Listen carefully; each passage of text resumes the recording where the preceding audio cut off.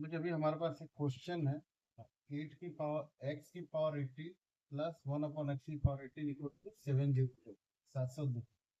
तो हमें x cube plus 1 upon x cube की वैल्यू निकालनी है। वैल्यू इसकी क्या हो?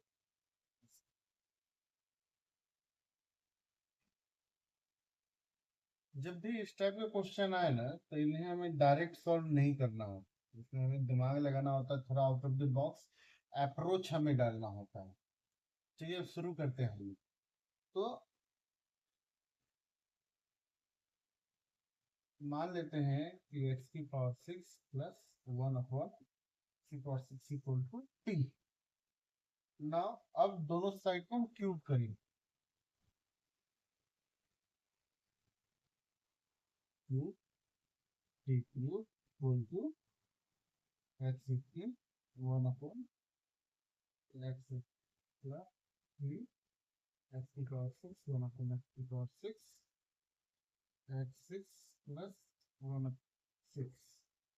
हम देख सकते हैं ये वाला पार्ट कट हो जाएगा, तो आएगा x18 plus 1 upon x18 plus 3 into x की पावर 6 प्लस 3। अब देखिए ये जो है x18 प्लस 1 अपॉन x18 उसकी वैल्यू 702। तो हम यहाँ पे इसको लिख देंगे 702 प्लस 3। अभी ना हम सिर्फ ये LHS लेके चलते हैं, टी को जो का त्यों रहने देते हैं, t3 वैसे ही रहने देते हैं, अभी आएंगे भी। और ये जो है x6 plus 1 upon x6 is equal to T, ये टी होगी।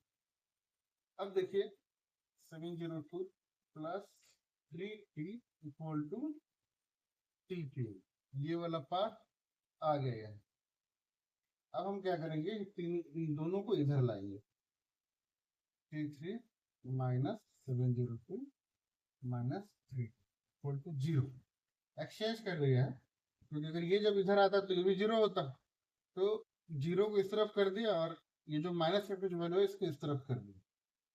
अब देखिए -3 702 को ना हम लोग -729 प्लस 27 लिख सकते।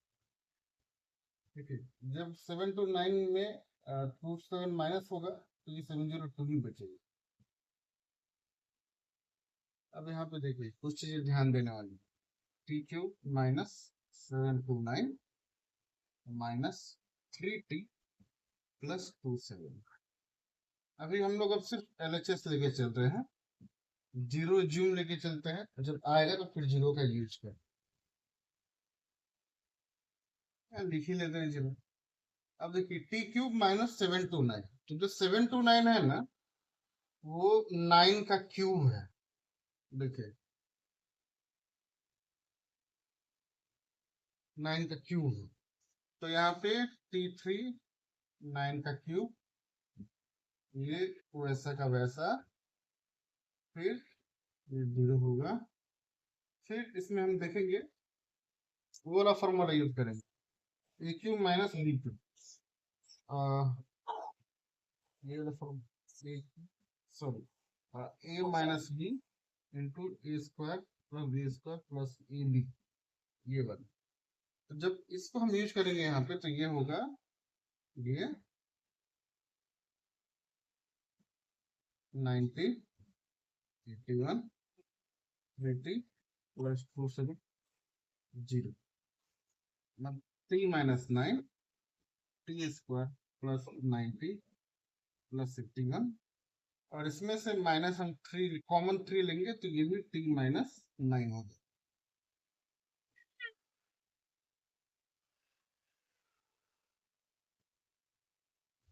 अब हम क्या करेंगे कि देखिए टी माइनस 9 कॉमन है, तो टी माइनस 9 को एक तरफ ले लेंगे और ये हो जाएगा T square 90 plus 81 minus 3 equal to 0। 3 minus 9 sorry T minus 9 T square plus 90, और ये अपना हो जाएगा 70 0। अब ये दोनों की वैल्यू ना, क्योंकि यहाँ पे मल्टीप्लाई साइन है, 0 होगी, तो हमें कॉम्प्लेक्स इक्वेशन से दूर रहना है, क्योंकि टी की वैल्यू हमें पता चलेगी तो हम ये वैल्यू निकाल पाएंगे।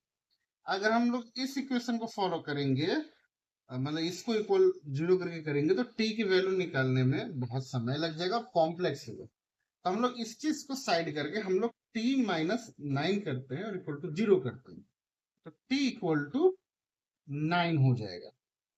यहां तक क्लियर है। अब हम लोग जब हमारे पास टी की वैल्यू 9 है, अब देखिए टी की वैल्यू 9 है और हमें ये निकालना है, तो हम वापस इसमें जाते हैं। x की पावर 6 1 अपॉन x की पावर 6 इक्वल टू टी, मतलब इक्वल टू 9। अब x की पावर 6 अपॉन x की पावर 6 इक्वल टू 9, तो जो x की पावर 6 है इसको हम लोग लिख सकते हैं x की पावर 2 और ऐसे लिख सकते हैं x की पावर क्यूब होल 2। जब भी ये ऐसे होता है तो इसको हम लोग लिख सकते हैं a plus B whole square minus 2ab। ठीक उसी तरीके से इसको हम लोग लिख सकते हैं x cube 1 upon x cube minus 2 into x cube upon x cube equal to 9। तो x cube plus 1 upon x cube equal to 9 plus 2 यानी 11। देखिए ये तो ये होल स्क्वायर है। अब देखिए इसको हम लोग यहाँ पे लेके आते हैं। अगर x cube plus 1 upon x cube whole square equal to 11 है, तो एक्स क्यूब प्लस इसकी वैल्यू होगी प्लस माइनस 11 का रूट, क्योंकि मान लीजिए अगर ए स्क्वायर इक्वल टू 5 है, ए की वैल्यू ऑटोमेटिकली रूट अंडर 5 हो जाएगी प्लस माइनस, ताकि जब हम प्लस माइनस रूट को हम स्क्वायर करें, यानी ये भी स्क्वायर होगा, तो ए स्क्वायर की वैल्यू 5 आ जाएगी। मतलब मैं रिवर्स करके चेक करके मैंने आपको बताया। तो ये overall x cube plus 1 upon x cube की वैल्यू है प्लस माइनस रूट 11। इसकी वैल्यू है plus minus root 11। I hope आपको ये समझ आ गया होगा पूरा। मैंने समझाने की कोशिश की है। आप एक बार गो थ्रू हो जाइए फर्स्ट से। ये हमारा क्वेश्चन है, ये हमारा रिक्वायरमेंट है कि x cube plus 1 upon x cube का क्या होगा वैल्यू। हमने इसमें ट्रिक यूज किया है कि x6 प्लस 1 अपॉन x6 की वैल्यू t है, और इन दोनों साइड को हमने क्यूब कर दिया है। देखिए ये तो ये निकल के आया है, ये निकल के आया है। देखिए उसके बाद क्योंकि x की पावर 18 प्लस 1 अपॉन x की पावर 18 की वैल्यू ऑलरेडी 702 dv है, और ये t है तो dt हो गया, ठीक है, और इक्वल टू ये t क्यूब हो गया, मतलब इसकी वैल्यू t क्यूब है, ये हमने लिख रखा है। अब इन दोनों वैल्यू को हम इस तरफ कर दे रहे हैं और इधर की वैल्यू 0 कर दे रहे हैं। देखिए t cube minus 702 minus 3t equal to 0। उसके बाद देखिए मैं 702 को ना माइनस 729 प्लस 27 लिख सकता हूँ, और थोड़ा सा इलाबोरेट कर दिया ताकि फैक्टर हमारा बन पाए इजीली। अब देखिए ये वाला पार्ट देखिए, तो जो 729 है उसको हम लोग 9 क्यूब लिख सकते हैं, माइनस 3t जो करते हो प्लस 27 इक्वल टू 0।